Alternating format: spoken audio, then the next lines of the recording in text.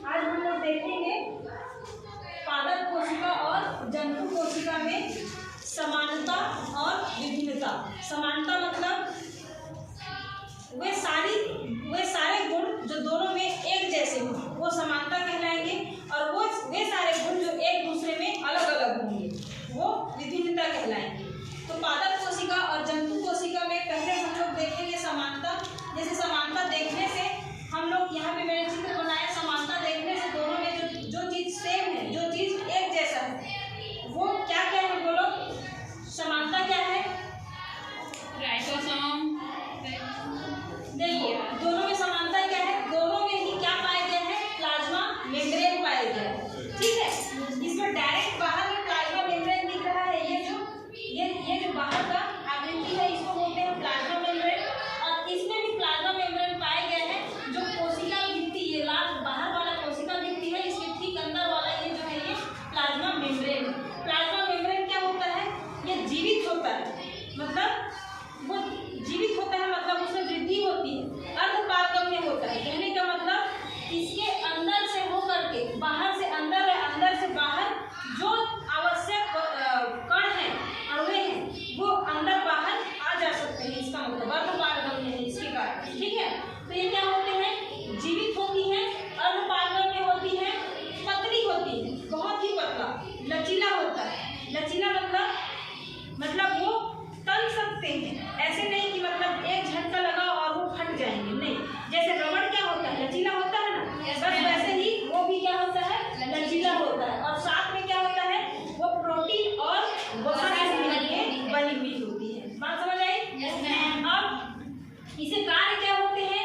ये आकार प्रदान करते हैं, कोशिकाओं को क्या करते हैं? आकार प्रदान करते हैं। यदि ये षट्कोणीय है तो उसके कारण, किसके कारण है? ये प्लाज्मा मेम्ब्रेन के कारण। और ये गोल दिख रहा है, अंडाकार दिख रहा है, किसके कारण? वो भी प्लाज्मा मेम्ब्रेन के कारण।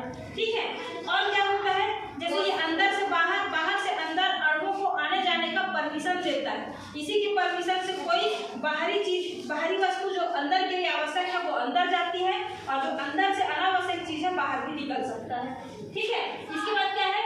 ये सहारा प्रदान करता है। बात समझ आई? सहारा प्रदान करता है मतलब कि जैसे उसको इधर उधर गिरने नहीं देगा। ठीक है, और क्या है? सहारा प्रदान करेगा और सुरक्षा भी प्रदान करेगा। जैसे मान लो बाहरी चोट लग गई, आघात लग गया, धक्का लग गया, तो उससे क्या करता है? ये बचाता है।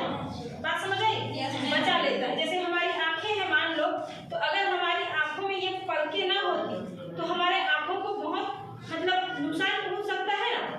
धूल, धक्कड़ या चोट बहुत जल्दी लग सकती है, तो क्या करता है? वो हमको सुरक्षा प्रदान करता है। ठीक वैसे ही ये जो प्लाज्मा मेम्ब्रेन है ये सुरक्षा का भी काम करती है। ठीक, ये दोनों में दिख रहा है आपको, कोशिका भित्ति के अंदर प्लाज्मा मेम्ब्रेन और इसमें direct plasma membrane, single layer. ठीक है, अब आगे आते हैं। देखो अगला जो बड़ा अंतर है क्या दिख रहा है? रिक्तिका। रिक्तिका, अब आप कहोगे कि रिक्तिका इसमें भी दिख रहा है, इसमें भी दिख रहा है। इसमें जो छोटे छोटे बने हुए हैं ना, यही रिक्तिका है। तो इसमें अंतर क्या है?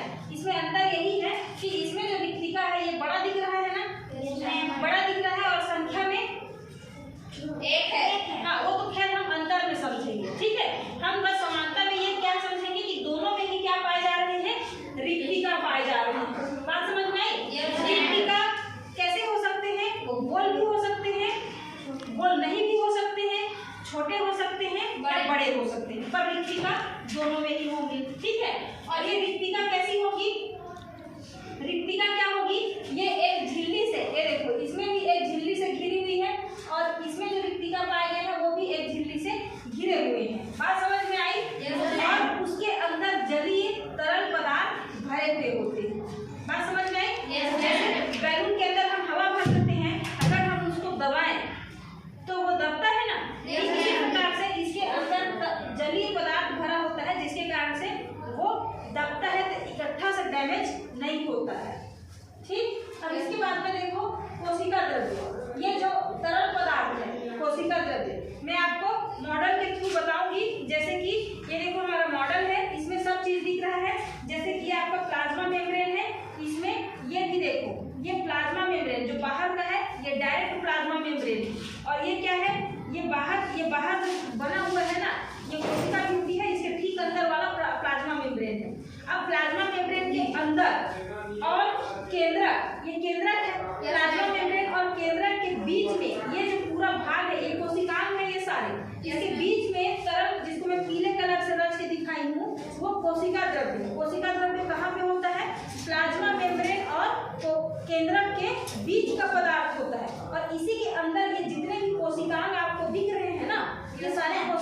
उसी के अंदर तैरते हुए रहते हैं। बात समझ में आई?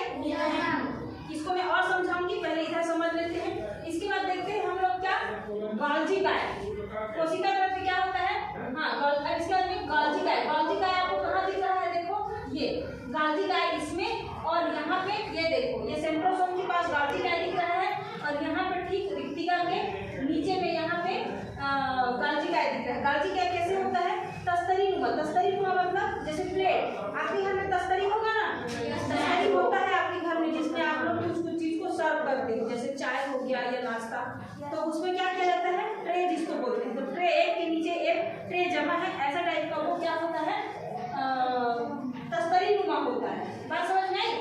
और ये रासायनिक पदार्थों का श्रावण करती है, जो हमारे शरीर के अंदर को आवश्यक होती है। अब बोलोगे कि मैडम ये तो आप बोल रहे हैं ये जंतु कोशिका है, ये पादप ये पादप कोशिका है, ये जंतु कोशिका है, तो फिर हमारी कोशिका किधर है? नहीं आता है ख्याल मन में? तो हमारे अंदर हम ही तो जंतु ही है ना, पादप तो है नहीं। जंतु मतलब मैं जानवर नहीं कह रही, मतलब लेकिन हम भी तो जंतु में आएंगे ना, तो हमारी कोशिका भी ऐसे ही होगी। ठीक, अब इसके बाद में हम लोग देखते हैं एंडोप्लाज्मिक रेटिकुलम। एंडोप्लाज्मिक रेटिकुलम यहाँ पे है। मैं आपको एंडोप्लाज्मिक रेटिकुलम की संरचना थोड़ी बड़ी करके दिखा रही हूँ, जैसे कि मान लो इस तरीके का,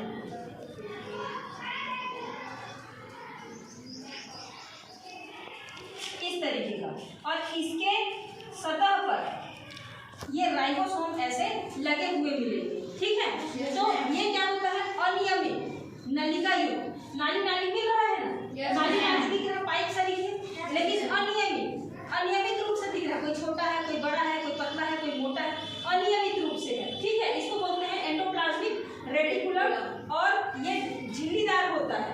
ठीक है, और ये क्योंकि ये पाइप नुमा होती है संरचना, और इसके अंदर क्या होता है?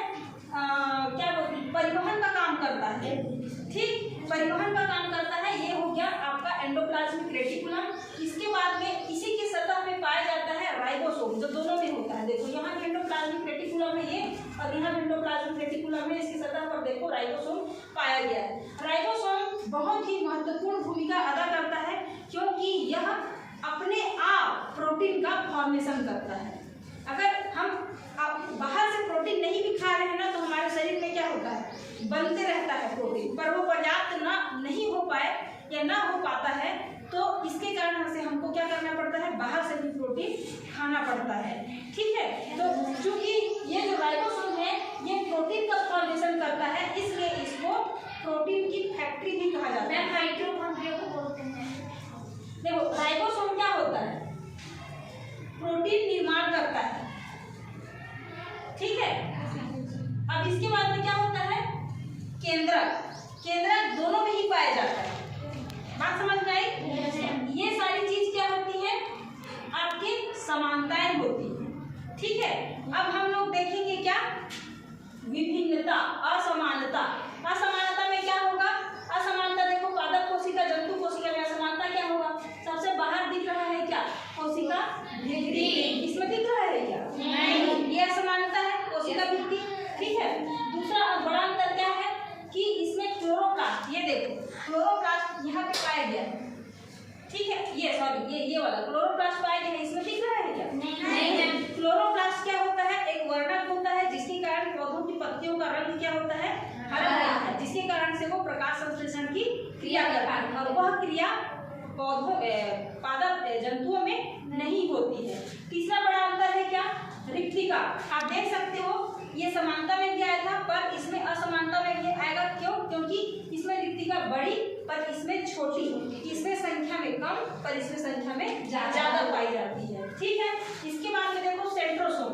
अब सेंट्रोसोम तो होता दोनों में ही है, पर इसमें अस्पष्ट होता है, वो दिखता नहीं है हमको। जब कोशिका विभाजन होता है वो तभी बनता है, पर इसमें हम साफ रूप से सेंट्रोसोम को देख सकते हैं। ठीक, इसके बाद में है आकार। देखो आकार में क्या है? आकार में क्या है? ये अलग आकार की दिख रही है, ये अलग आकार की दिख रही है। आप इसको षटकोणीय कह सकते हो, एकदम से एग्जैक्टली षटकोणीय न भी हो तो पर भी ये षटकोणीय आप कह सकते हो, पर ये तो अंडाकार की है। तो ये इनके बड़े समानता और बड़े विभिन्नता है आपस में। बस